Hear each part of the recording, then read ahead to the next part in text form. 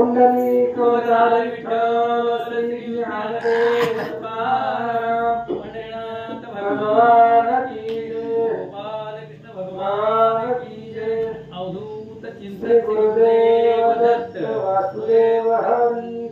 श्री गणेशाय नमः, श्री सीतारामचंद्राभ्याय नमः, श्री कृष्ण रुक्मिणी नयर चक्रचंद्रा आनंद सदना करुण समुद्रा हरी जांबुवंती प्राणवरा दितीज सौमरा त्रिरंगा सत्यभामा मनरंजना कालिंदी प्रिया सुजनवंजना मित्रविंद प्राण जीवना कैटव वंजना दयाब्दे ज्ञाजी तीर हृदय पद्म भ्रमरा मद्रावती लोचना नंद करा लक्ष्मीने पती जगद उद्धरा श्रीकरधरा मुरारे अभिनव जलधर नीलवर्णा कमल पत्रक्षा पीत वसना मंगलदायका सुहास वदना भोगींद्र सैना जगद्गुरु। कथेचं अनुसंधान श्रीधर स्वामी या ठिकाणी सांगतायत भगवान परमात्मा आहे आणि कालपर्यंत 16,108 स्त्रियांबरोबर भगवंतांनी लग्न केलं आणि त्या सगळ्यांचाच प्राण असणारा कृष्ण आहे, सर्वांचाच प्राण आहे आणि तो असणारा भगवान परमात्मा आहे, जगाचा उद्धार करणार आहे। अशा असणाऱ्या भगवंताला नमस्कार।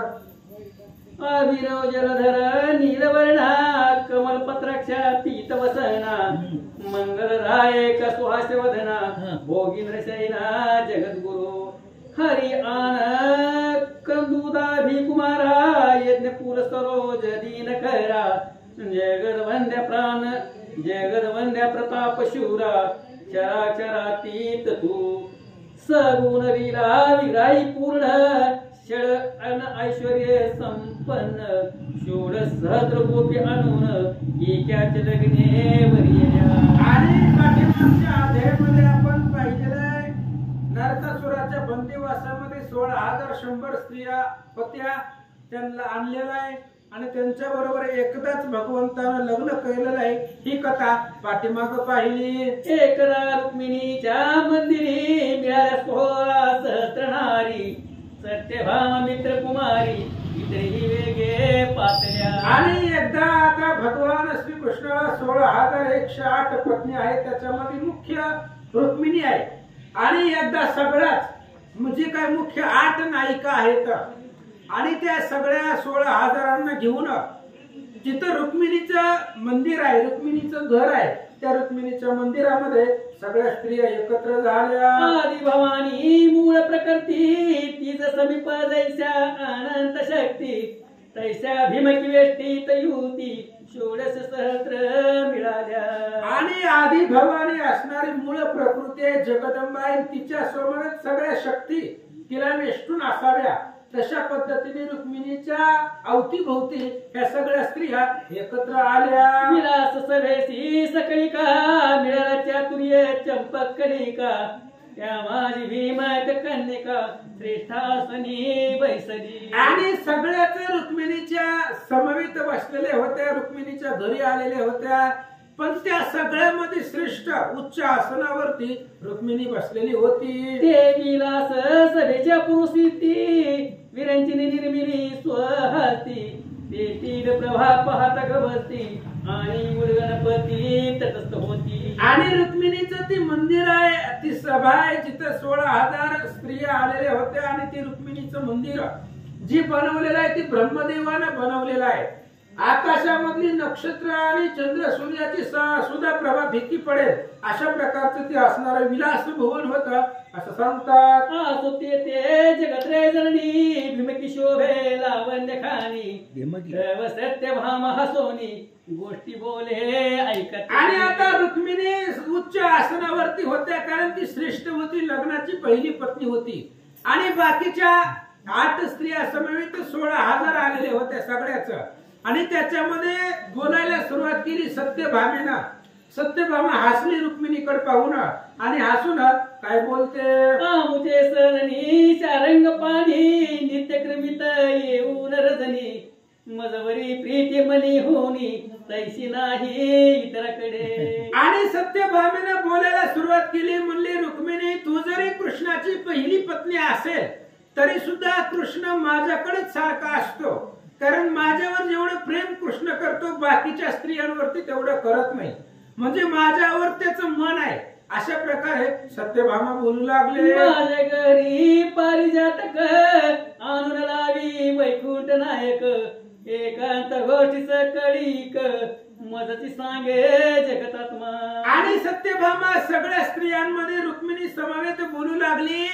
कृष्ण माझ्यावर, कृष्णाचा जीव माझ्यावर जास्त आहे, म्हणून स्वर्गामध्ये पारिजातक नावाचं झाड आहे आणि ते स्वर्गातलं झाड आणून माझ्या दारामध्ये लावलंय आणि सगळ्या गोष्टी म्हणजे सकाळपासून संध्याकाळपर्यंत सगळ्याच गोष्टी मला कृष्ण सांगतो, असं सत्यभामा बोलते. एक म्हणे लटके तुझे बोल मजवरी प्रीती करी घन नील, सोमुखीचे तांबूल मज लागी रात्री दिदले. दुसऱ्या स्त्रीने सांगितलं गबस म्हणले, उगस तोंडाला येईल ती बोलायला लागले, बडबड बडबड करायला लागली. तुला माहितीये का म्हणले, अरे कृष्ण सकाळपासून संध्याकाळपर्यंत माझ्याच घरी असतो.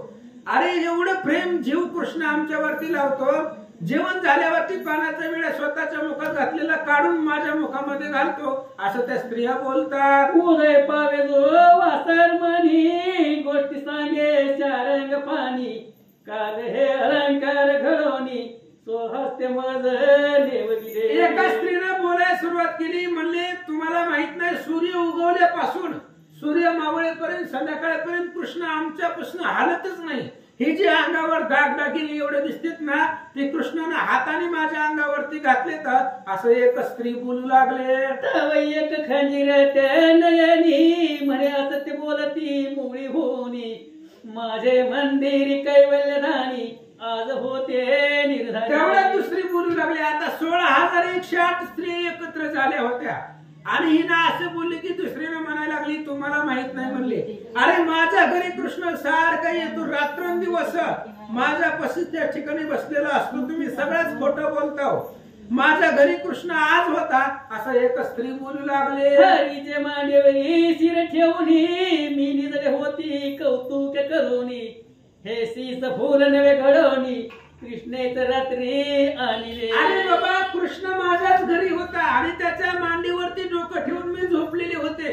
काय सांगायचं, माझ्या डोक्यामध्ये जी फुल दिसतंय ती कृष्णानेच मला रात्री घातलेलं होतं माझ्या डोक्यामध्ये, असं एक जण बोलू लागले. गोष्टी सांगितल्या आजी गहन, जो उदय पावे चंड किरण, तुम्ही लटक्याची वर्त सांगोन, संपादनी करिता गे. अरे तुम्ही सगळेच खोटं बोलताव. सूर्य उगवल्यापासून मावळेपर्यंत कृष्ण माझ्याच घरी होता. ही डोक्यातलं फुल सुद्धा कृष्णानेच घातलेलं आहे आणि दिवसभर आमच्या गप्पा गोष्टी चालू होत्या.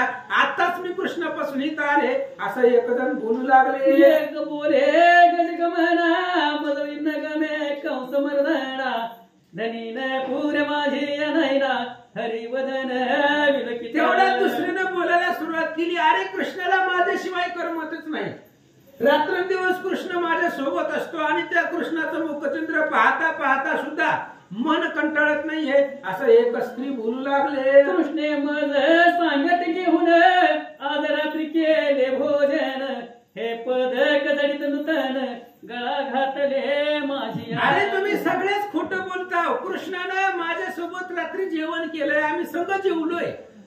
जेवल्यानंतर ना पुन्हा माझ्या गळ्यामध्ये जी पदक दिसतोय हार, ती कृष्णाने स्वतःच्या हाताने घातलाय, हे बघा, असं एक जण बोलू लागले. एक बोले नितिंबिनी रत्न जडित डोलारी वैसोनी, सारी पाठावते रजनी, दोघे जण केले हो. एका स्त्रीने सांगितलं, अरे तुम्ही सगळेच खोटं बोलताव. रातभर कृष्ण माझ्या सोबत होता, आम्ही सारीपाट मिळून ते असणाऱ्या क्रीडा करत होतो, त्याच्यावरती खेळत होतो, असं एक जण बोलू लागले. माझी वेणी आपुले हाते, गुंपिली रात्री कृष्ण नाते, अंजन सोगयाचे स्वहस्ते, कंसांत केले. अरे रात्रभर कृष्ण माझ्या सोबत होता, माझ्या डोक्याची वेणी त्यानं गुंफलेली स्वतःच्या हातानं, माझ्या डोळ्याच्या भोवळ्यामध्ये जी काजळ लावलेला आहे ती कृष्णाने स्वतःच्या हाताने लावले, म्हणजे रात्रभर कृष्ण माझ्या सोबत होता, असं एक स्त्री सांगू लागली. माझे कपाळी कस्तुरी रेखिली, हे रत्नमाळा गळा घातली, मजवरी प्रीती हरीची जडली, ऐशी नाही कोठे. अरे माझ्या सोबत कृष्ण रात्रभर होता, माझ्या गळ्यामध्ये रत्नाची माळा कृष्णाने घातलेली आहे आणि माझ्यावरती जेवढा कृष्णाचा जीव आहे बाकी कुणावरच नाही, असं एक जण सांगू लागले. तो एक पद्मनेत्री बोले वचन, बोलून मैं रात्री स्वकर करून हरिशी चंदन तेवढ्या दुसरीनं बोलायला सुरुवात केली. काय तुम्ही खोटं बोलायला लागला, गप्पा मारायला लागला. अरे कृष्ण माझ्यासोबत होता रात्रभर आणि रात्री मी त्या कृष्णाला माझ्या हातानं त्याच्या सर्वांगाला चंदन लावलेलं आहे असं एक जण बोलू लागले. कस्तुरी तिलक कपाळी म्या आदर खिला हरीच्या भाळी सत्य की असत्य नेत्र कमळी जाऊन या भागे. त्या स्त्रीने सांगितलं तुम्ही उगा खोटं बोलायला लागला. अरे कृष्ण रात्रभर माझ्या सोबत होता, त्याच्या सगळ्या अंगाला मी चंदन लावलंय आणि रात्री मृगमदाचा कस्तुरीच्या मृगमदाचा टिळा त्याच्या कपाळाला लावलंय. जाऊन खोटं वाटत असलं तर जाऊन बघा. तो एक हंस गमन बोले माझे मंदिरी हरी झाले अवघी रात्र चरण चुरिले आपुल्या हस्ते करून. तेवढ्या दुसऱ्या स्त्रीने बोलायला सुरुवात केली. म्हणले तुम्ही सगळेजण खोटं बोलताय. अरे रात्री माझ्या असणाऱ्या माझ्या सोबत कृष्ण होता आणि मी कृष्णासोबत झोपले असताना अख्खी रात्र भगवान श्रीकृष्णानं माझं पाय त्या ठिकाणी असणारा अंगावरती घेऊन दाबत होता असं एक जण बोलू लागले. एक बोले काय वचन आज माझ्या सने निगायन करुण मोहिले माझे मन ते सुख पूर्ण.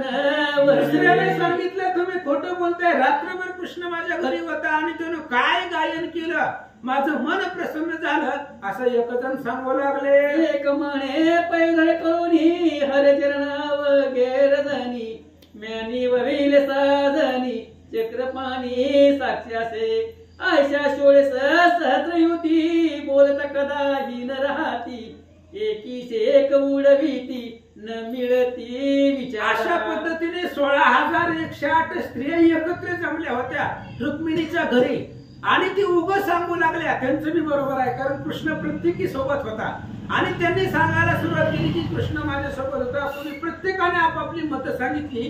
काय झालं जैसी नाना शास्त्रे अनेक घेऊन उठती बहुत तर्क एक कर्म स्थापिती मीमांसक औपासन एक स्थापिती एक स्थापित असे योग तुझे मने करावा याग एक म्हणे स्वर्ग भोग लाभे ऐसे आचरावे. आणि एक शास्त्र असावं अनेक तर्क घेऊन शास्त्र निघतं.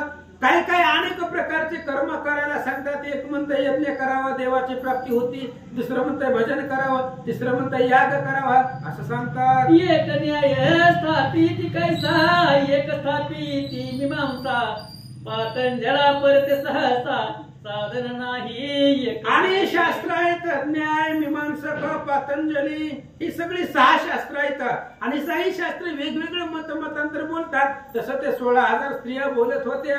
एक म्हणती इंद्र थोर एक स्थापिती महेश्वर एक म्हणती इंद्रावर त्या परता थोर नाही. आणि काही शास्त्र सांगू लागले इंद्र श्रेष्ठ आहे, काही शास्त्र म्हणतायत महादेवजी श्रेष्ठ आहेत, काही शास्त्र सांगतायत की भगवान श्री विष्णू श्रेष्ठ आहे, त्याच्यापेक्षा थोर कोणीच नाही.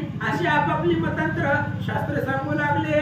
एक स्थापिती थोर गवस्ती एक म्हणे भजावे शक्ती एक म्हणती थोर गणपती जीवे भावे अर्चिजे. काही शास्त्रांनी सांगितलं सूर्य महाराज श्रेष्ठ आहेत त्यांची पूजा करा, काही शास्त्रांनी सांगितलंय जगदंबेची पूजा करा, काही जणांनी सांगितलंय की तुम्ही गणपतीला पूजा असं सांगतात. ऐशी शास्त्रे खटपटती एकाची एक न मानिती षोडश त्रिवती तैशा जलपती परस्पर. अशा प्रकारचे शास्त्र आहेत. एकापेक्षा एक शास्त्र मार्ग दाखवतायत, मतांतर तर्क वितर्क काढतात.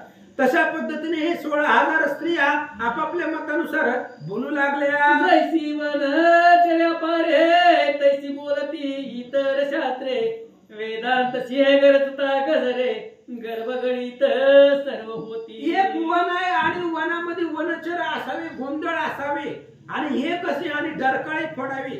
सगळी वनचरांची कंठाळी बसते, गप बसतात, मौन पडतं. तसं अनेक शास्त्र वेगवेगळं बोलतायत पण एक वेदांतानं डरकाळी फोडली की शास्त्र गप बसतात असं सांगतात. तैसा देवत वंदे वैकुंठनाथ तैसा सर्वासी मान्य वेदांत क्षेत्रात सुदर्शन लखलखीत नवग्रहात मित्र तैसा. आणि उदाहरण दिलं सगळ्या देवामध्ये श्रेष्ठ भगवान श्री विष्णू आहे.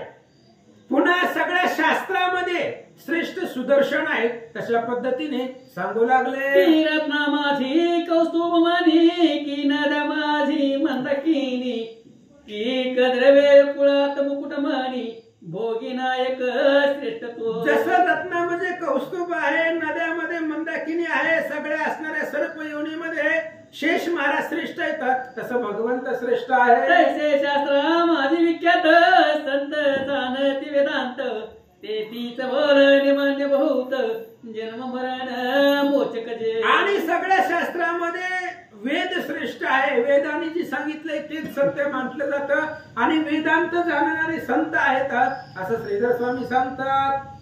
आसुना मताची बोलणी तैस्या जरपती तर कामिनी वेदांत शास्त्र तैसे रुक्मिणी श्रेष्ठपणे बोलत. जशा प्रकारे अनेक शास्त्रांची मतं आहेत तशा प्रकारे 16,000 स्त्रिया वेगवेगळे सांगत होत्या, पण वेदानं जे सांगितले तेच सत्य मानले जातं. तसं वेदांत रूपी रुक्मिणी आता त्या वेळेस बोलू लागली.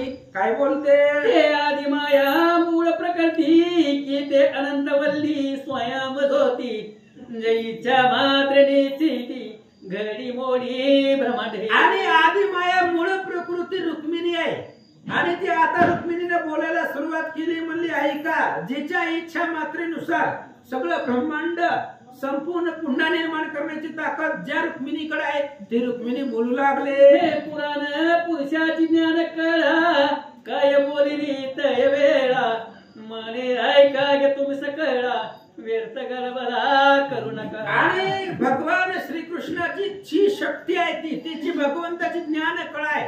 भगवंताविषयी ज्ञान जाणणारी ती रुक्मिणी आहे आणि ते रुक्मिणीने सगळ्यांचं बोलणं ऐकून घेतलं. 16,107 स्त्रिया होत्या, रुक्मिणी सोडली तर त्या सगळ्यांचं बोलणं तिने ऐकून घेतलं.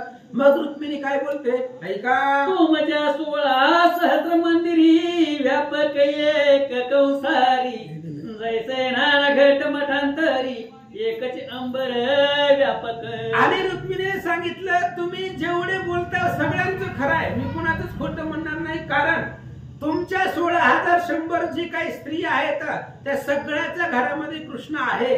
जसं अनेक घट आहेत आणि अनेक घटामध्ये एकच आकाश दिसावं तसा कृष्ण तुमच्या घरामध्ये नांदतो. रुक्मिणी सांगते तैसा तुमच्या गे निज सरणी एकच व्यापला मंदिरी व्यापक. तैसा तुमच्या गे निज सदनी व्याकच व्यापला चक्रपाणी अनंत ब्रह्मांड भरवणी उरला असे परिपूर्ण. तशा प्रकारे तुमच्या घरामध्ये भगवान श्रीकृष्ण आहे. प्रत्येकीच्या घरामध्ये राहतो तो, प्रत्येकाच्या हृदयामध्ये नांदतो आणि तो सगळ्याकडे राहून सुद्धा पुन्हा शिल्लक राहिलेला कृष्ण आहे असं सांगतात. सर्व व्यापक पूतनारी समान नांदे सर्व मंदिरी हा निर्धार नेनून भेद कुसरी कागे व्यर्थची भांडता. आणि रुक्मिणीने सांगितलं सगळ्यांच्या हृदयामध्ये सगळ्यांच्या घरामध्ये मंदिरामध्ये नांदणारा तो कृष्ण आहे. आणि तुम्ही आल्यापासून उगा बोलायला लागले की माझ्या घरी होता, ही म्हणते तिच्या घरी, ती म्हणते प्रत्येकाच्या घरी कृष्ण होता असं रुक्मिणी सांगते. ऐशी निर्वाण गोष्ट रुक्मिणी सांगता तन्मय झाल्या कामिनी पुढे ओढाव्या वेदवाणी सहज कोणतरी तेधवा. अशा प्रकारे निर्वाणीची गोष्ट रुक्मिणी सांगत होती की कृष्ण सगळ्यांपाशी आहे. आणि असं सांगताना सगळ्या स्त्रिया तल्लीन होऊन ऐकू लागल्या. पुढे जे काही बोलायचं होतं त्यांना ते सगळं विसरून गेले. ऐकता सद गुरुचे वचन साधक शिष्य निवती पूर्ण तैसे रुक्मिणीचे बोले समाधान सर्वांचे ही झाले. जशा प्रकारे सद्गुरूच्या मुखामधून ज्ञान प्राप्त झाले की साधक परिपूर्ण परब्रह्म होतो तशा पद्धतीने त्या असणाऱ्या काही बाकीच्या स्त्रिया होत्या त्या रुक्मिणीच्या बोलण्यामध्ये तल्लीन होऊन गेल्या. असो सत्यभामा बोले ते क्षणी म्हणे ऐकावो भीमक नंदिनी आधी पुत्र झाला तुझ लागुनी तरी मी वेणी देईन तुझ. आणि सत्यभामेने रुक्मिणी सोबत बोलायला सुरुवात केली. सगळ्या गप बसल्या होत्या पण रुक्मिणीने सांगितलं हे बघा आता आपल्या दोघीमध्ये कुणाला आधी संतती होते बघू. जर आधी तुला मुलगा झाला तर मी माझी डोक्याची वेणी तुला देईन आणि तुला झाला तर माझा जरी पुत्र झाला आधी तरी मग तू वेणी दे त्रिशुद्धी. ऐसे सत्यभामा बोलती शब्द जगन्माता. सत्यभामेनं चॅलेंज केलं आधी मला मुलगा होतोय का तुला होतोय ते बघायचं, दोन्हीपैकी कोणाला आधी मुलगा होतोय असं बोलल्यानंतर ना रुक्मिणी हसली, कारण ती ज्ञान कळाय, तिला सर्व माहिती होतं. त्यामुळे सत्यभामेच्या बोलण्यावर ना रुक्मिणी हसली. काय करता वस्त्री दिदली सकला आपुल्याला निकतना गेल्या अबला तो नारद मोनित वेळा सहज आला द्वारके. मग सगळ्यांना रुक्मिणीने विड पानाचे विड दिलं, जावा म्हणले आता आपापल्या घरी. सगळ्या स्त्रिया आपापल्या घरी गेल्या आणि एके दिवशी नारद महाराज म्हणले आता द्वारकेतनं चक्कर मारून येऊ, म्हणून हातामध्ये विणा घेतला आणि द्वारकेमध्ये आले. म्हणे नारद मुनी बहुत आहेत कृष्ण कामिनी, परिया माझी ज्ञान खानी निवड आता कोणते. आणि नारदांनी विचार केला, आलोय द्वारकेमध्ये आणि आपण कालच ऐकलंय भगवान श्रीकृष्णाला 16,108 पत्नी आहेत.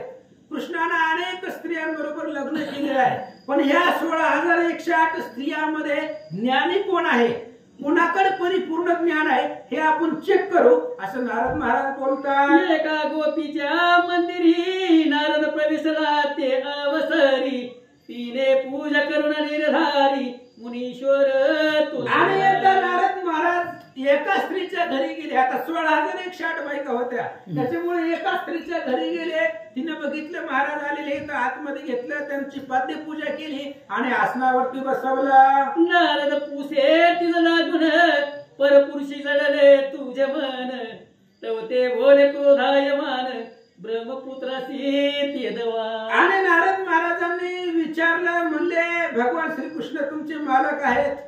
ती म्हणली आहेत, पण बाकीच्या परपुरुषावरती तुमची नजर जाते का, किंवा दुसऱ्या पुरुषावरती तुमचं मन आहे का?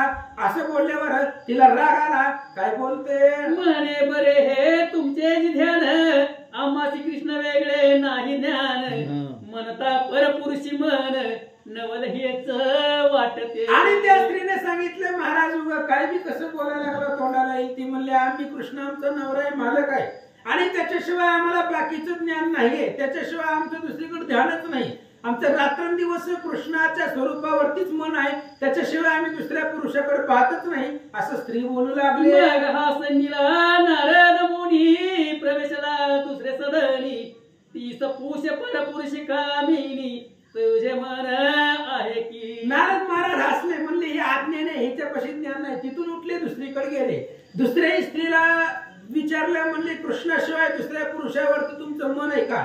तिनेही तसंच उत्तर दिलं. पुन्हा महाराज तिथून निघाले, तिसरीच्या घरी गेले. म्हणे तुम्ही चळले ती नसती तो पुसता आम्हा प्रती, सत्य भावे समेत युती याची प्रकारे शोधिल्या. सगळ्याच्या घरी गेले नारद महाराज. प्रत्येक जण उत्तर देऊ लागले की बाबा आम्ही कृष्णाशिवाय दुसरीकडे पाहतच नाही, आमचं मनच कृष्णावरती आहे. मग सत्यभामे सहित सगळ्या स्त्रियांच्या घरी नारदांनी चक्कर मारली. प्रत्येकीचं उत्तर तेच येऊ लागलं. जे ते लागणार नाचे पाठी, परी अर्थ कोणी न घाले दृष्टी, जैसे संत बोलती निर्वाण गोष्टी, पाखंडी घेती पुतरक. आणि नारदांना जे उत्तर अपेक्षित आहे ते कुणीच दिलं नाही.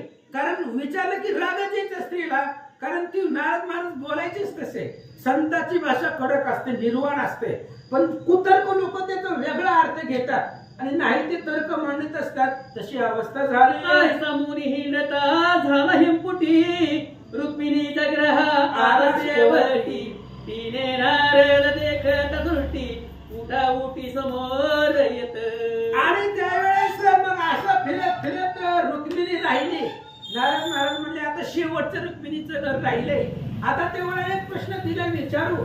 म्हणून त्या भावनेने नारद महाराज रुक्मिणीच्या घरी गेले. रुक्मिणीने नारद महाराजांना पाहिलं. 16 प्रकाराने त्यांची पूजा केली. करुणी नारदासी नमन केले स्वरोपचारे पूजन, नारद मुनी बोले वचन परपुरुषी मन आहे. आणि तिने नारद महाराजांना आतमध्ये घेतलं, नमस्कार केला, पूजा केली. आणि नारदांनी विचारलं, म्हणले तुमचा कृष्ण मालक आहे, पती आहे, पण कृष्णाला सोडून बाकीच्या पुरुषावरती तुमचं मन आहे का, बाकीच्या पुरुषाकडे तुमची नजर जाती का, असं नारदांनी विचारलं. रुक्मिणी काय उत्तर देते? ऐसे नारद मुनी बोलता विचारून बोले जगन माता, म्हणे परपुरुषावीन तत्वता मदक्षण भरीन राहावे. नारद महाराजांनी विचारलं, म्हणले कृष्ण तुमचा मालक आहे, पण बाकीच्या पुरुषावरती तुमचं मन जातं का? रुक्मिणीने सांगितलं, हे बघा, पर पुरुषाशिवाय मला राहवतच नाही, माझी सगळी नजर पर पुरुषावरतीच असते, पण नेमकं पर पुरुष कोणता? ऐका. आसनी भोजन शनी परपुरुषाशी न विसंबे नारद मुनी परपुरुषाशी न धरते मनी मग वेन व्यर्थे गेले. आणि रुक्मिणीने सांगितलं, मला बाकीच्या पुरुषाशिवाय करमतच नाही. आसनी भोजनी शयन मी प्रत्येक वेळेला परपुरुषाचं चिंतन करते, असं रुक्मिणी बोलू लागले. जो चहुवाच्या हुनी पर जो वेदशास्त्रासी अगोचर तो हाची स्वामी यादवेंद्र परपर स्वयं हो. रुक्मिणीने सांगितलं, परपुरुष म्हणजे कोणता? जो चारही वाचेचा पर आहे. पर म्हणजे वेगळा, पुरुष म्हणजे भगवान परमात्मा, जो वेगळा आहे, जो चारही वाचेचा पलीकडचा आहे, जो वेदशास्त्राला सुद्धा लक्षामध्ये येत नाही, असा असणारा भगवान श्रीकृष्ण आहे, आणि तो स्वामी आहे, आणि त्याच मी रात्रंदिवस ध्यान करते, असं रुक्मिणी सांगते. कोणी नारद सुखावला प्रेमे मंदिरी रुक्मिणी भा म्हणे तू हरीची ज्ञान कळा तुझी लीला. अशा प्रकारचं उत्तर ऐकलं नारदांना सुख वाटलं. हाच प्रश्न बाकीच्या स्त्रियांना विचारला, पण त्या रागवल्या. काही काही स्त्रिया नारदांना बोलू लागल्या, राग आला काही स्त्रियांना, पण रुक्मिणीला हाच प्रश्न विचारला, त्यावेळेस उत्तर ऐकल्यावर नारद महाराजांना आनंद वाटला. प्रेमाने नमस्कार केला आणि सांगितलं, भगवंताची ज्ञानाची शक्ती तुम्ही आहेत, असं नारद महाराज बोलतात. तुझी वो अपंग पाते सकळ संत होती ज्ञाते ऐसे तरुण रुक्मिणी ते नारद गेला स्वर्गासी. आणि नारदांनी सांगितलं, म्हणले तुमच्या दृष्टीनं सगळे असणारे संत साधू जी काही ज्ञान आहे, ते ज्ञान तुमच्या असणाऱ्या दृष्टीनं जगताला प्राप्त होता, म्हणून रुक्मिणीला नमस्कार केला.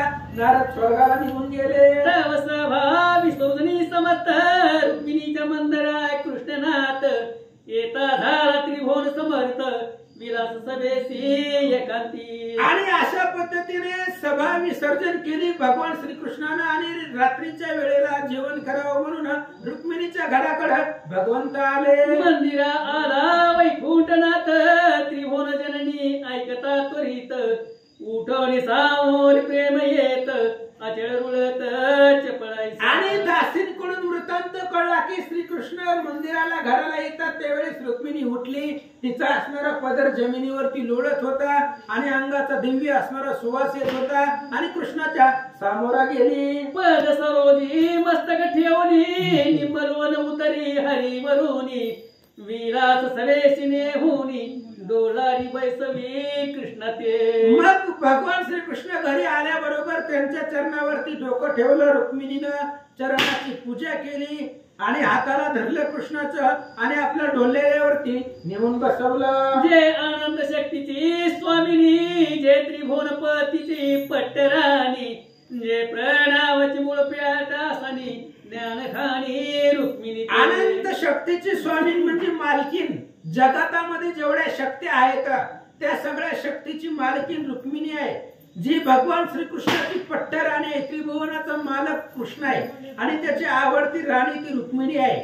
जी असणारी जी काही प्रणव आहे त्या प्रणवाची मूळ स्वामिनी रुक्मिणी आहे. तिने कृष्णाला आपल्या घरामध्ये नेलं. शतचारी परिचारिका सत्वर पूजा सामग्री देती परिकर आपुल्या हाते यादवेंद्र पूजे तेव्हा भीमकी. आणि रुक्मिणीच्या हाताखाली सेवा करण्यासाठी 400 स्त्रिया होत्या, दासी होत्या, आणि ती पूजेचं साहित्य आणून देऊ लागली, आणि रुक्मिणी कृष्णाची पूजा करू लागले. आनक दुदुंबीचा महापुण्य मेरू तोच हा श्रीकृष्ण जगद गुरु जो माया चक्र चाळक उधारू कैवल्य ज्ञानदायक. आणि भगवान श्रीकृष्णाला जगतावरती भूमीवरती आणलं म्हणजे तो वसुदेव महाराज. त्यांचं मेरू एवढं पुण्य होतं, आणि त्यांच्या पुण्याच्या पर्वतानाच भगवान श्रीकृष्ण जगद्गुरु पृथ्वी तलावरती अवतरित झाले, जे माया चक्र चालवणारे आहेत, असं श्रीकृष्ण आहे. श्रीधर स्वामी सांगतात, शुभ्र लघुचिर हाती घेऊनी हरी वरुण जारी रुक्मिणी जिचे पदनकावरुनी कोटिंबकर ध्वज ओळीजे. आणि अशा प्रकारचे असणारे रुक्मिणी आहे. हातामध्ये चामरे घेतलेले आहेत, भगवान श्रीकृष्णाला ढोलऱ्यावरती बसवलेला आहे, वारा घालू लागलेली आहे, अशा प्रकारची रुक्मिणी आहे, जिच्या पायाच्या नखावरनं कोटी असणारे मदन ओवाळून टाकावे अशी सुंदर रुक्मिणी होती. इच्छा मात्रे करुणी अनंत ब्रह्मांड रचित यक्षणी ब्रह्माधिक बाळ निर्मोनी निज उदरी पाळीजे. अरे ती रुक्मिणी म्हणजे तिच्या इच्छे मात्रेनुसार सगळं ब्रह्मांड निर्माण करून ढासळणं आणि अनंत ब्रह्मांड पोटामध्ये साठवून किंवा ब्रह्म विष्णू महेश त्रिभुवनाची लेकरं उदरामध्ये साठवून पाळण्याचं सामर्थ्य त्या रुक्मिणीकडे आहे. जे त्रिभुवन लावण्य मांदुस तप्त सुवर्णवर्णी डोळस जिने वेधिले आदि पुरुषास निज गुणे आपुलिया. जी त्रिभुवनामध्ये लावण्याचा गाभा आहे, मदनाचा पुतळा आहे, अशी असणारी रुक्मिणी आहे. अतिशय डोळस आहे, सुंदर आहे आणि जिनं ज्या रुक्मिणीला भगवंताला सुद्धा वेधून टाकलेला आहे, भगवंताचं लक्ष आपल्याकडे वेधलेलं आहे, अशी ती रुक्मिणी आहे. श्रीधर स्वामी सांगतात, सहज बोलता जगन्माता दंत प्रकाश पडे अवचिता पाषाण ते हिरत तवता होती सतेज तत्काळ. आणि रुक्मिणीने जर सहज बोलायला सुरुवात केली आणि होठ उघडले तर तिच्या दातांचा प्रकाश पडत होता दगडावरती, त्यावेळी दगड सुद्धा हिऱ्यासारखे दिसत होते असं सांगतात. ब्रह्मांड दोन्ही विशेष धावणे करी अंगीचा सुवास आकार घासून समरस स्वस्वरूपी होईले.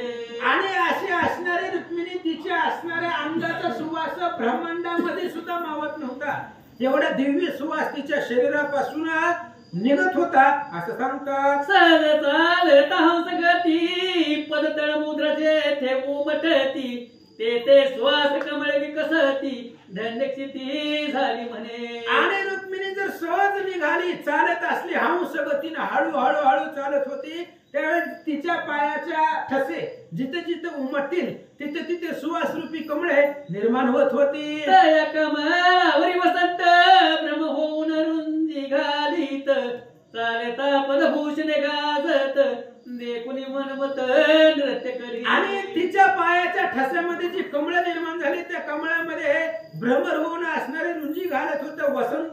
वसंत ऋतूतील नांदत होता. सहचरीत चालली तरी पायाची आभूषण मंदिरामध्ये वाजत होती असं सांगतात. दीनपती आणि रोहिणीपती कार्यरत आमच्या अंतर ज्योती तैसी कर्ण पुष्प तळपती डोल देती मुक्त घोष.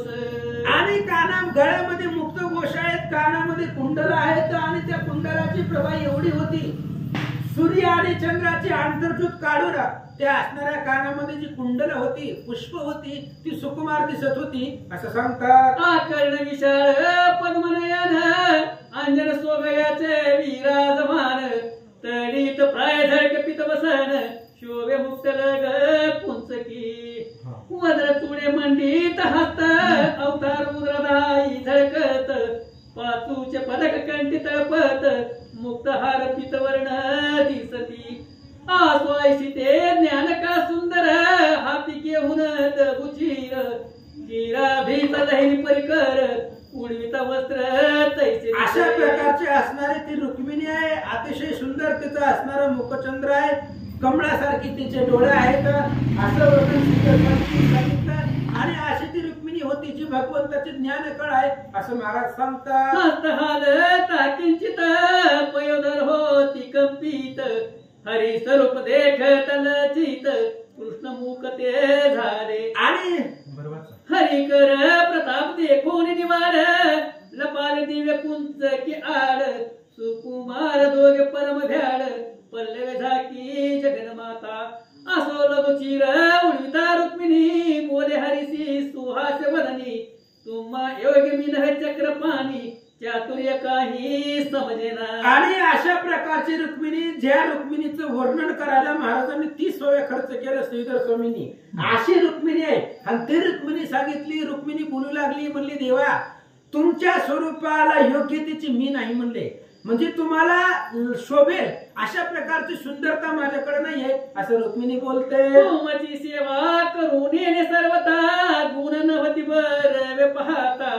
रूप तुमच्या जगन्नाथा सर्वाहुनी विशेष. रुक्मिणीने सांगितलं कृष्ण माझ्या बरोबर लग्न केलं पण माझ्यात काय पाहिलं? मी तुमच्यापेक्षा सुंदर नाही, तुमचं भजन करणारी, तुमची सेवा करणारी, तेवढी सुद्धा तुमची सेवा करणं ही मला माहिती नाही. आणि गुण जरी पाहिले तरी सुद्धा तुमच्या बरोबरीला माझे गुण जुळत नाही. तुमचा रूपाचा विचार केला तर रूपही माझ्या बरोबर जुळत नाही. मग काय पाहून लग्न केलं सांगा? मी अत्यंत रूपहीन, तुमचेही बरोबर नाही मन. आता गोपी अत्यंत तरुण, तयाची भोग देईन. आणि रुक्मिणीने सांगितलं तुम्ही लहान होता तरी तुमची नजर गवळणीवरती होती. आता त्या गोपी तरुण आहेत आणि मी तुमच्या बरोबर, तुमचं रूपही नाही, तुमचं रूप श्रेष्ठ आहे आणि तुमच्या रूपापुढे मी रूपही नाही, म्हणजे माझं रूपही नाही, गुणही नाही आणि तुमचं मन माझ्यावर सुद्धा नाही. त्या गोकुळीचे असणारे गवळणी आहेत त्यांच्याकडे जावा. रुक्मिणी बोलते, वरकड गोपी जैसे आवडती, तैसीकडे नाही प्रीती. पट्टराणी नावाने चेती, कोरडेचे ठेवी. रुक्मिणीने सांगितलं उगा नावाला मी तुमची पत्नी आहे, नाहीतर माझ्यावरती मनच नाही तुमचं. तुमचं मन सगळं त्या गवळणीकडे आहे, गोकुळामधल्या. जावं म्हणले तिकडे फक्त नावाला पट्टराणी आहे. तुमची आवडती राणी रुक्मिणी आहे, हे फक्त लौकिक आहे असं रुक्मिणी बोलते. जुने वस्त्र होता निश्चित, दुरी करती भाग्यवंत. यावरी भीमक जामात, मंद हास्य मुख्य बोलत असे. आणि रुक्मिणीने सांगितलं कसं असतं, लोक काय करतात, भाग्यवान लोक, ज्ञानी लोक जुने कपडे झाले की टाकून देतात आणि नवी घेतात. तसं तुमचं आहे म्हणले. आता आमच्याकडे तुमचं मन राहिलं नाही, त्या गवळणी तुम्हाला आमच्यापेक्षा जास्त आवडतात असं कृष्ण रुक्मिणीचं बोलणं ऐकलं. कृष्ण हसले. काय म्हणतात? काय बोलती रुक्मिणी, कोण सुंदर आहे तुझं बोली. तू सकळ चातुर्य खाणी, ऐशी शहाणी कोण असे. आणि कृष्णाने सांगितलं म्हणले रुक्मिणी आज असं कसं काय म्हणायला लागले? एवढे वर्ष दिवस झाले लग्नाला, आजच तुझ्यामध्ये असा डोक्यात विचार कसा आला? अरे तुझ्यापेक्षा सुंदर जगामध्ये कोण आहे? सगळ्यामध्ये सुंदर तू आहे आणि ज्ञानाची खाण म्हणजे तू आहे असं कृष्ण बोलतात. ज्यांचे भाग्य परिपूर्ण, त्याकडे होय तुझे विलोकन. तुझे जेतेन होय आगमन, दरिद्र करून व्यापती. अरे तू म्हणजे साक्षात लक्ष्मी आहे आणि ज्यांचं भाग्य परिपूर्ण आहे त्यांच्या घरी तू जाते आणि ज्यांच्याकडे तू पाहत नाही ते दरिद्र न व्यापतात असं कृष्ण सांगतात. तू निया अबले मज कास यावरीले. तुझे रूप सर्वाहुने आगळे, राजे भुरले पृथ्वीचे. अरे बाबा तुझ्या लग्नामध्ये मोठमोठे राजे आले होते ना, त्यांच्या बरोबर लग्न करायचं होतं. मलाच का तू लग्नामध्ये पसंत केलं, माझ्याच गळ्यामध्ये का हार घातली, मलाच पत्र लिहिलं. पृथ्वीचे राजे आले होते तुझ्या लग्नामध्ये आणि त्या सगळ्या राजापेक्षा सुद्धा मी कुरूप दिसतोय, मी एवढा सुंदर नाही, तरी सुद्धा तू माझ्या बरोबर का लग्न केलं? कृष्ण विचारतात. शिशुपाळ वक्रदंत भूपाळ, जरासंध दिबहूत नरबाळ. तुझ्या मनाची आवडेल त्यासी माळ, आता तरी घाली का. कृष्णाने सांगितले म्हणले रुक्मिणी जा, अजून सुद्धा जा म्हणले. तुझ्या बरोबर तुला जो आवडेल त्याच्या बरोबर लग्न कर. ती शिशुपाळ तुला नवरा नेमलेला होता. शिशुपाळ आहे, जरासंध आहे, वक्रदंत आहे, अनेक पृथ्वीचे राजे. अजूनही जा आणि तुला जो आवडेल त्याच्या गळ्यामध्ये माळ घाल. बाळपणीची सकळ कीर्ती, तू ऐकिल असेल निश्चिती. गोपी उखळासी बांधिती, चोरी केली म्हणूया. रुक्मिणी तू माझी लहानपणीची कीर्ती ऐकली असेल.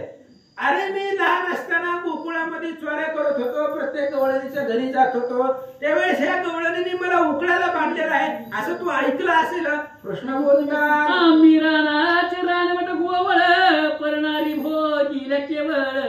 सवे मिळवून गोपाळ, उघडी घातली तयासी. कृष्णाने सांगितलं रुक्मिणी तू राजकुमारी आहे, राजाची मुलगी तू आहे आणि आम्ही काय रानामध्ये हिंडणारे, जनावराच्या पाठीमाग, गाईच्या पाठीमाग जाणारे आहेत, त्या यमुना नदीवरती जाणारे 4-5 गोपाळ गोळा करून खेळ खेळणारे आम्ही गोपाळ येतात. कृष्ण बोलतात. सकळ राजा मासी हासती, छत्र सिंहासन नाही माझा प्रती. या ती कुळ धर्म कर्म स्थिती, अंगीन से अनुमात्र.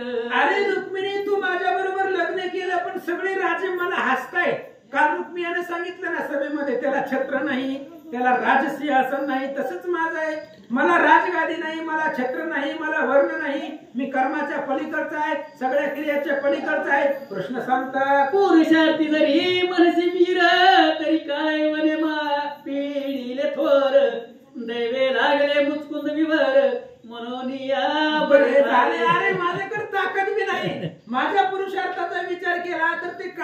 अर्जुनातला भिवून मी पळालो होतो. नशिबानं मोठं होतं म्हणून ती मुचकुंदाचे विवर सापडलं आणि कसं तर ती काय येऊन मेला असं कृष्ण बोलतात. भूतली अर्जुनाची घोडी धर्मधारी भूती शकाळी पार्थाच्या सारथी हे प्रौढी बरी नदी से लोकात. अरे मी काय एवढा लई मोठा नाही, मी कुठल्या गावाचा राजा नाही, माझ्यावरती राजसिंहासन नाही. माझं काम काय आहे? अर्जुनाची घोडी धुणं हे माझं काम आहे.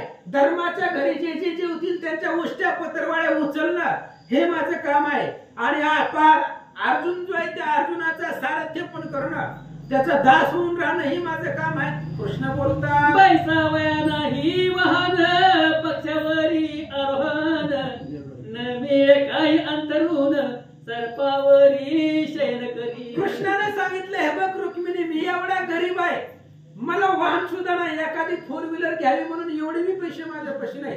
पक्षावरती आरूढ राहणार आहे मी, गरुडावरती सारखा मी फिरणार आहे आणि मला आसन सुद्धा नाही झोपण्यासाठी, एखादी गादी सुद्धा नाही. कशावर झोपतो? सापावरती झोपतो. एवढा मी गरीब आहे असं कृष्ण बोलतात. ऐकत असत भक्ताचे कीर्तन नाचो तुला सोडून मी काळा तू गोरी सगुण स्वरूप गाठी पडली. माझ्या आणि तुझ्या स्वरूपाची काहीतरी जरा तरी गाठभेट आहे का?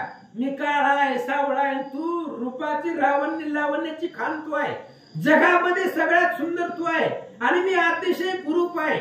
आणि मला कसं आहे, मी भक्ताचं कीर्तन दिसलं की मी नाचतो.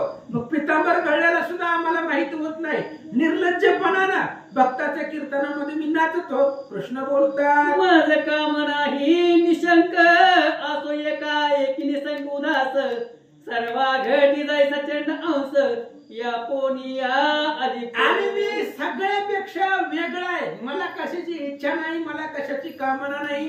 चंद्र अनेक घाटामध्ये असतो पण एकच असतो आणि त्या घाटाचा वेगळा चंद्र असतो का? गागरी चंद्र असतो काय? दिसतो आपल्याला पण त्याच्यामध्ये तो नसतो. तशा पद्धतीने मी उदास राहतो असं कृष्ण बोलतात. आईशी उदास वाक्य ऐकुनी मनी गज बदली त्रिभुवन जननी अश्रुधारा लोटल नयनी वाटे कल्पांत लोटला. आणि अशा प्रकारचं कृष्णाचं बोलणं ऐकलं रुक्मिणी घाबरली. हे खरं, हे बोलता बोलता समाधी अवस्थेमध्ये जाते, त्याच्यामुळे ही खरंच देहावरती उदास आहे, ह्याला देहच नाही. अशा असणारा तो भगवान परमात्मा आहे, तो परब्रह्म आहे. कधी समाधी अवस्थेमध्ये जाईल, देहावरती उदास होईल सांगता येत नाही. आणि असं कृष्णाचं बोलणं ऐकलं, रुक्मिणीच्या डोळ्यामधून पाणी वाहू लागलं. कल्पांत समय बुडवला असं तिला वाटू लागलं. रुक्मिणीशी कैसा समय वाटला की अंगावरी पर्वत कोसळला की वर्षला प्रळयच पळला शब्द रूपे रुक्मिणीला असं वाटलं की आपल्या अंगावरती पर्वत कोसळावा किंवा अनेक प्रकारच्या भिजा आपल्या अंगावरती पडावा, तसा आघात तिच्या हृदयावरती झाला. लघुची उडविता कसमात तैशीच पडली मूर्छांगत प्राण व्याकुळ झाले समर्थ श्वासोच्छ्वास कोंडले. आणि अशा कृष्णाच्या बोलण्यावर रुक्मिणी मूर्छित पडली, चक्क येऊन पडली. श्वासोच्छ्वास सुद्धा घ्यायचं तिच्या लक्षामध्ये येईना अशी अवस्था झाली. कोटी कंदर्प लावणे सुंदर जगदानंद यदुवीर डोलार्या खाली उडी सत्वर टाकोनी आणि कृष्ण ढोललेल्या पाळण्यावरती बसलेले होते आणि रुक्मिणीची अशी अवस्था पाहिली, जमिनीवरती पडले. रुक्मिणी त्यावेळेस कृष्ण घाबरले, पाळण्यामधून उडी खाली टाकली आणि तिला धरला. मग श्रीहरी म्हणे वेळी कैशी आमस्यात वेली रुळी म्हणून रुक्मिणी हृदय धरेली आलंगिनी प्रीती. आणि मग लगेच कृष्ण उठले, त्या पाळण्यामधून उडी टाकली, रुक्मिणीला उचललं, तिला आपल्या हृदयाला लावलं आणि दृढ अशा प्रकारचं आलिंगन दिलं. चौपाळ मारे मी सहज विनोद करून बोलले जाण रुक्मिणी तू वालिकरची लावण्य खाणी केला बहुत. आणि कृष्णाने सांगितलं रुक्मिणी मी सहज बोललोय, मी बोललो ती विनोदाने बोललो होतो, सुरुवात तूच केली चेष्टा करायला म्हणून मी सहज बोललो, तर तू एवढं मनावरती घेतला, बेशुद्ध पडली असं कृष्ण बोलतात. रुक्मिणी तुझा विनय कशाने नगमे माझं सर्वता झालं तू आवडती जायचा प्राण सत्यवचन सुकुमारी. आणि कृष्णाने सांगितलं रुक्मिणी मी आतापर्यंत जी बोललो ती सहज विनोदाने बोललो, खरं सांगायचं म्हणलं तर करमतच नाही. एक क्षण सुद्धा कृष्णा तुझं विना एक क्षण मज वाटे युगा समान अशी अवस्था आहे. तुझ्याशिवाय मला एक क्षण सुद्धा करमत नाही असं कृष्ण बोलतात. दिती सुतांच्या भार करुनी पिढी सर्व मंगळ जननी परम मंगळकारक रुक्मिणी अवतरलो म्हणून तुम्ही आम्ही. अरे ही तिथीची मुलं आहे. हे जी काय राक्षस आहेत सगळं तिथीची मुलं आहे. आणि देव आहे ती आदितीचे. काल इंद्र सांगितलं होता कारण घेऊन आमची आदिती माता आणि तिची कुंडल ती नरकासूर घेऊन गेला होता. आणि ही तिथीची मुलं म्हणजे राक्षस आहेत आणि त्यांच्या भारानं पृथ्वीला त्रास झालेला आहे आणि म्हणून मला अवतार घेऊन यावं लागलं असं कृष्ण बोलतात. श्रृंगार सरोवर मराळिके चराचर उदय चंपक कळिके परम कल्याण भीमक कन्यके सुखदायके नेत्र उघडे. अरे अशा असणारे रुक्मिणी तू हंस गमनी आहे परम कल्याणी आहे भीमकाची लाडकी मुलगी आहे म्हणून आता डोळे उघडून माझ्याकडे पाय असं कृष्ण बोलतात. मग रुक्मिणीची कडेवरी उतरून घेत मधुकैट भवारी निजविली डोलऱ्यावरी उतनारी हलवित.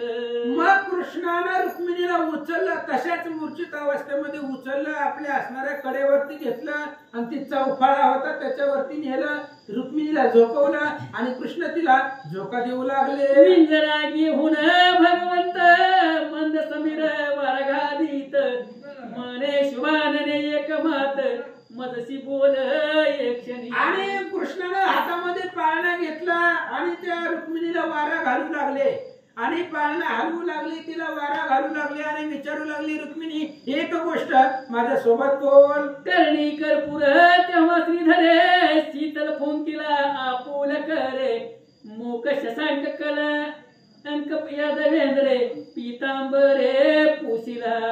आणि अशा पद्धतीने भगवान श्रीकृष्णाने आपल्या असणाऱ्या मुखातून वारा त्या वाऱ्याने कृष्ण रुक्मिणीच्या चेहऱ्यावरती फुकलं गेलं.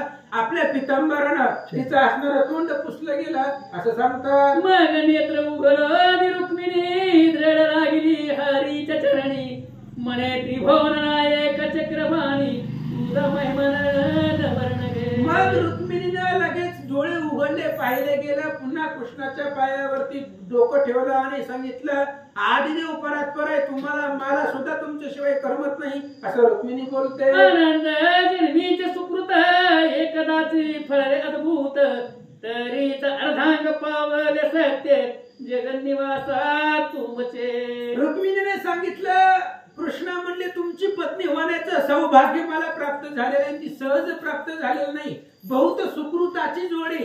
माझं अनंत जन्माचं पुण्य एकदाच फळाला आले त्याचं एकदाच मला फळ मिळालं. तुमची पत्नी म्हणून मला त्या ठिकाणी असणारी माझी निवडणूक झाली किंवा ते सौभाग्य मला प्राप्त झालं असं रुक्मिणी सांगतो. बोले जग जीवन वसुदेव देवकीचे आन वसुदेव देवकी दोघे जण त्यांची वाहत यथार्थ आन मज तू पूर्ण आवडसी. आणि मग कृष्णाने सांगितलं रुक्मिणी आई वडिलांच्या पायाची शपथ घेऊन सांगतो की मला तुझ्याशिवाय कुणी आवडतच नाही मला तूच सगळ्यात जास्त आवडते असं रुक्मिणीला कृष्ण बोलतात. माझे ठाई तुझ्या अत्यंत मन बाळपणी तू वासुदेव पाठवून पद्मनेत्री तुझ्या पत्रे करून कौंडन्य पुरा मी आलो. आणि कृष्ण सांगतायत तुझंही माझ्यावरती खूप प्रेम लहानपणापासून होतं म्हणून लग्नाच्या दिवशी तुम्हाला पत्र पाठवलेलं होतं स्वतःच्या हाताने लिहून आणि ते पत्र वाचून मी रातोरात द्वारकेहून कौंडन्यपुराला आलो होतो असं कृष्ण सांगतात. ऐसे नाना परिमोले वचन मन माझे नाही पुत्र संतान ऐसे नाना परी बोलून केले रुक्मिणीचे समाधान लीला अवतारी श्री कृष्ण ब्रह्मानंद अवतार. अशा पद्धतीने नाना परीचं बोलून कृष्णाला रुक्मिणीचं समाधान केलं आणि समाधान केल्यानंतर पुन्हा रुक्मिणी काय बोलते. पूर्ण एकांत देखून रुक्मिणी हातून बोले वचन मन माझे मने माझ नाही पुत्र संतान शून्य सदन दिसत असे. आणि मग असंच एक दिवस याही गोष्टीला अनेक दिवस लोटून गेले आणि पुन्हा भगवान श्रीकृष्ण रुक्मिणी एकांतामध्ये बसले होते. तेव्हा रुक्मिणीने सांगितलं कृष्ण आपल्या लग्नाला अनेक वर्ष झाले दिवस झाले पण मला अजून पुत्र संतती नाहीये असं रुक्मिणी बोलते. ज्यांचे उदरी नाही पुत्र व्यर्थ गेला त्याचा संसार शांती प्राप्ती नाही परत्र ऐसे शास्त्र बोलत असे. रुक्मिणीनं शास्त्र सांगितलं, कृष्ण आपल्या लग्नाला एवढे दिवस झाला अजून मला मुलगा नाहीये आणि ज्यांच्या घरामध्ये संतती नाही त्यांचं जगणं व्यर्थ आहे, त्यांचा संसार व्यर्थ आहे आणि ते मेल्यानंतर सुद्धा परत लोकांमध्ये गेल्यावर सुद्धा त्यांचं असणारं परलोकातलं जीवन सुद्धा व्यर्थ आहे असं रुक्मिणी सांगते. परम चतुर सुंदर मदन ऐसा व्हावा पुत्र जो प्रचंड प्रताप शूर ज्याशी जगत्रय धन्य. रुक्मिणीने सांगितले, कृष्ण माझी अशी इच्छा आहे की जगामध्ये सगळ्यात सुंदर मुलगा माझ्या पोटाला जन्माला यावा आणि जगताने त्याला धन्य म्हणावं असं रुक्मिणी सांगते. जैसी वेदाज्ञ प्रमाण तैसे वंदे मात्र पितृवचन निराग सेवा करी अनुदीन तो पुत्र धन्य संसारी. रुक्मिणीने सांगितलं मुलगा व्हावा पण असा व्हावा जसं वेदाची आज्ञा संत शास्त्र मान्य करतात तसं मुलांना आई वडिलांचं ऐकावं, त्यांची सेवा करावा, वडिलांचं वचन तसं मानावं, निसंगाने माझी सेवा करावी असा मला मुलगा व्हावा. रुक्मिणी बोलते, अपूर्व जे का मस्त आणि माता पितायासी अर्पी देत जोडली जोडण्या मंची सत्य तो पुत्र धन्य संसारी. अरे आई वडिलांना ज्या गोष्टीची अपेक्षा आहे ती तात्काळ आणून देणं किंवा त्यांच्या सेवेसाठी जीवन खर्च करणं अशाच मुलाला जगत्रय धन्य म्हणतात. माझी माता पिता वृद्ध केवळ वाचवत ऐसे बहुत काळ माणी जैसी उमाजाश्व नीळ तो पुत्र धन्य संसारी. जगामध्ये तोच मुलगा धन्य आहे. आपले आई वडील म्हातारे जरी झाले तरी ते जगावे अशी ज्या मुलाची अपेक्षा आहे. महादेव पार्वती समजून जो आपल्या आई वडिलांची सेवा करतो तोच मुलगा तिन्ही भुवनामध्ये धन्य आहे असं रुक्मिणी सांगते. माता पिता सद्गुरुदेव येते समान ज्याचा भाव नित्य नूतन आवडी स्वयमेव तो पुत्र धन्य संसारी. जगतामध्ये तोच मुलगा धन्य आहे. आई वडील आणि गुरु यांना जो प्रेम भावाने पाहतो, यांची सेवा करण्यासाठी सर्वांग खर्च करतो तोच मुलगा जगामध्ये धन्य आहे असं रुक्मिणी सांगते. शुक्तीच्या पोटी मुक्त फळ की रंभगर्भी कर्पूर निर्मळ की वैरागर हिरा ते झाड तो पुत्र धन्य संसारी. शिंपल्याच्या पोटामध्ये मुक्त फळ असावं किंवा रंभेच्या गर्भामध्ये कर्पूर असावा तशा पद्धतीने किंवा वैराग्यामध्ये हिरा असावा तशा पद्धतीने मुलगा असावा असं रुक्मिणी सांगते. धन्य त्या पुत्राची जननी जिची कीर्ती बिरवे त्रिभुवनी त्याची सर्व ऐश्वर्याची खाणी पुत्र ऐसा प्रसवे. अरे त्याची आई वडील धन्य आहेत की ज्याला अशा प्रकारचा मुलगा मिळेल ज्या मुलाच्या नावानं आई वडिलांची कीर्ती त्रिभुवनामध्ये होईल असा सर्व ऐश्वर्य संपन्न खाली मुलगा व्हावा असं रुक्मिणी सांगते. इतर सुकरी खरी शुनी देखा अपवित्र पुत्र त्याने पुत्र का पुढे भोगे ती त्याने कदर का नाही सुट का तयासी. अरे बाकीचे जे मुलगा आहेत म्हणजे ते असणारा कुत्रा डुक्कर असावा तशा पद्धतीने काय करायचंय त्याच्यापेक्षा निपुत्रिक राहिलेलं बरं. वाईट मुलगा जन्माला दुराचारी मुलगा जन्माला येण्यापेक्षा वाद राहिलेलं बरं असं रुक्मिणी बोलते. माता पितराची घाली बाहेरी शशूर वर्गाची साठली घरी जो स्त्री दंपट दुराचारी त्याचे भारे दुःख धरा. अरे ज्या मुलामुळं आई वडिलांना त्रास होतो किंवा जो मुलगा आई वडिलांना घराच्या बाहेर घालतो सासऱ्याच्या वर्गाला सासऱ्याच्या पार्टीची लोक घरामध्ये साठवतो आणि जो स्त्री लंपट आहे त्या मुलाच्या वजानं पृथ्वीला दुःख होतं. काय करावे बहुसूत जैसे एकदाची पडीने जंत जे परमा विचारी उन्मत त्यांच्या भारे दुःखी भरा. अरे अनेक मुलं असण्यापेक्षा एक असावा. अनेक असायला काय एकही कामाचा नाही. एकही मुलगा आहे पण सांभाळत अनेक मुलं आहेत पण एक मी सांभाळत नाही काय उपयोग आहे. असल्यापेक्षा एक मुलगा असलेला श्रेष्ठ आहे असं रुक्मिणी बोलते. कुमारा सर्व देत माता पित्याशी दरिद्र भोगवीत कुशब्दवाणी हृदय भेदित त्याच्या भारे दुःखी धरा. अरे बायकांना मुलांना सगळं देतो न मागता आणून देतो पण आई वडिलांनी जर एखादी वस्तू मागितली तर तोंड वाकडं करतो, त्यांच्या हृदयाचा भेद होईल असं वाकडं बोलतो. अशा मुलाच्या, अशा पुरुषाच्या वजनात पृथ्वीला दुःख होतं. श्रीधर स्वामी मुलीच वस्तू पिता मागे, त्यावरी डोळे फिरवी रागे, म्हणे मी तुमच्या काय लागे, त्याचे भारी दुःख अरे धरा. आपलीच वस्तू आहे, बाप म्हातारा आहे, त्याला उठता येत नाही जागेवरनं, त्याने एखादी वस्तू जर मागितली तर त्याच्यावरती पूर्ण मोठं डोळं करून बघत आहे. अशा मुलाच्या वागण्यानं पृथ्वीला वजन होता. श्रीधर स्वामी सांगतात, पिता सांगे हिताव बोध, म्हणे हासनी पातला वृद, हृदय उले ऐसा बोले शब्द, त्याचे भारी दुःखी धरा. अरे एखादा बाप आपल्या मुलाला एखादं कार्य सांगत असेल, ज्ञानाच्या गोष्टी सांगत असेल तर पोरग म्हणतो ह्याला सनिपात झालाय, उगा यावेळी काहीतरी बडबड करायले. अशा मुलाच्या वागण्यानं पृथ्वीला दुःख होतं. म्हणे पिता माझा मूर्ख, मी त्याहुनी चतुर अधिक, मातेशी म्हणे करंटी देख, त्याचे भारी दुःख धरा.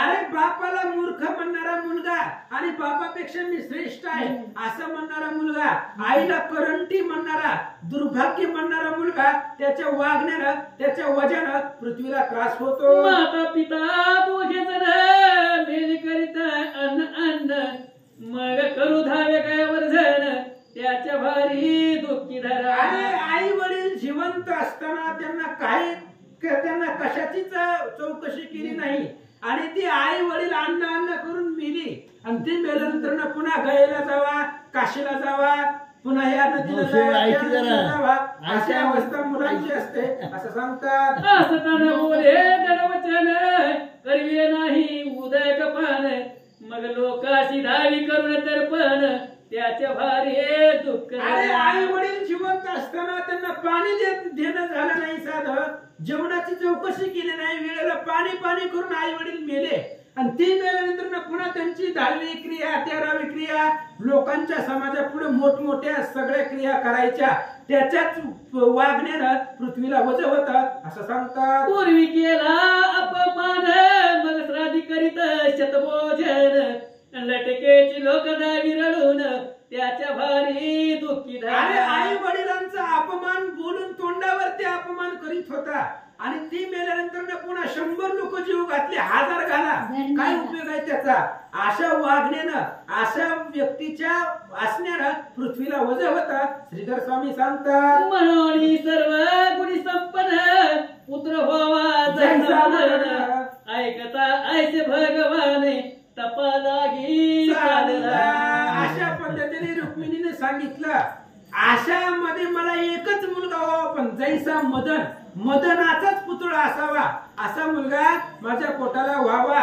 अशा प्रकारे रुक्मिणीची इच्छा जाणली. भगवान श्रीकृष्ण तपाला निघाले. आता तपाला गेल्यानंतर कसं तप करतात उद्या ऐकू. पुंडलिक वरदाय विठ्ठल, श्री ज्ञानदेव तुकाराम, पंढरीनाथ भगवान की जय, गोपाल कृष्ण भगवान की जय.